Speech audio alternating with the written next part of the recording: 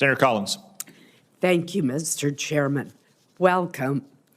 For the past 9 years at least, anomalous health incidents, also known as the Havana Syndrome, have been a serious and persistent problem within the intelligence community. At first, there was a robust effort to investigate the cause of these incidences and to support the possible victims. Along with the other senators on this committee, I was one of the authors of the Havana Act to ensure that there was funding available for those who had been afflicted. However, more recently, support for both investigative analysis and for victims within the CIA have decreased.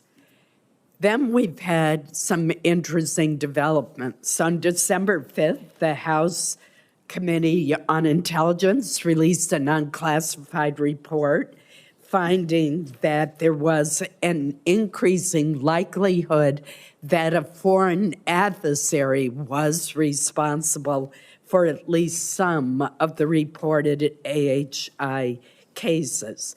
Then on the 10th of January, the ODNI released an updated intelligence assessment of AHIs that revealed that 2 intelligence agencies reported that they believed a foreign actor may have used some sort of novel weapon or prototype device to inflict AHIs on our personnel.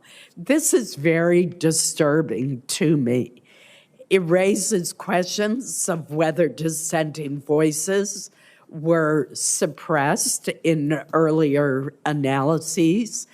And my basic question to you is this: what actions, if confirmed, will you take to ensure that the CIA aggressively and objectively investigates the causes of AHIs, including examining whether or not a foreign adversary is responsible for harming the men and women who are serving our country?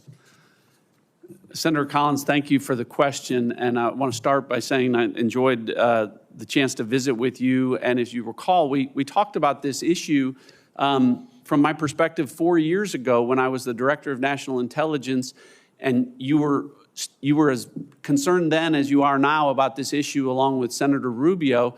And I asked then CIA Director Haspel to look into the issue 4 years ago.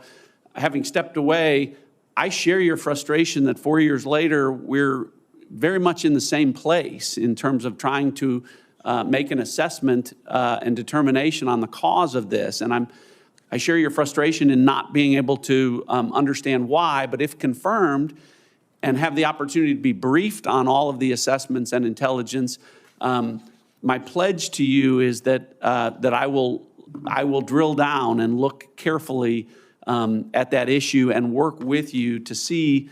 I read the unclass report, the House report, and the unclassified version of the intelligence community assessment. I have not had access to my understanding, very lengthy classified report, but I look forward to drilling down on that because, as I talked about in my opening, the workforce has been affected by this, and it has affected their morale because of this. And it's why I highlighted that. And so, the cause of it is one point, but the care of the CIA workforce have been affected is another, but they're equally important to me. So my pledge is to look into it, but to work with you to try and, obviously we need to know if we have an adversary that is using a weapon against our people. And I look forward to my ability to look at that intelligence for myself. Thank you, and I look forward to working with you. I have very little time left, The chairman mentioned that the intelligence community, for which I have the greatest respect, has had some significant misjudgments lately. For example, there was a misjudgment of how long the Afghan government would stand after the United States' hasty and ill-advised withdrawal. The IC missed early assessments on Ukraine's willingness to fight, projecting incorrectly how quickly the Russians would be able to take Kyiv. They did not warn or predict of the Hamas mass attack against Israel. The IC was surprised at South Korea's martial law declaration, nor did they predict the rapid collapse of the Syrian regime. My question to you, and I know the IC is not going to get it right every time, but when there is a pattern, or even when there's a miss, what should the IC do to review why these major intelligence changes were not identified or predicted? Well, thank you, Senator. It's what I talked about, I think, in response to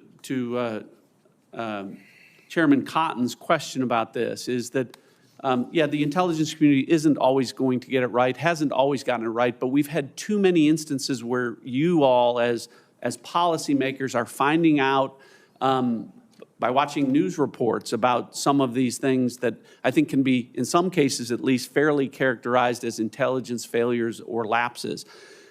We talk about what can we do, what do we need to do. Part of it is a technical thing in terms of improving our collection, addressing ubiquitous technical surveillance.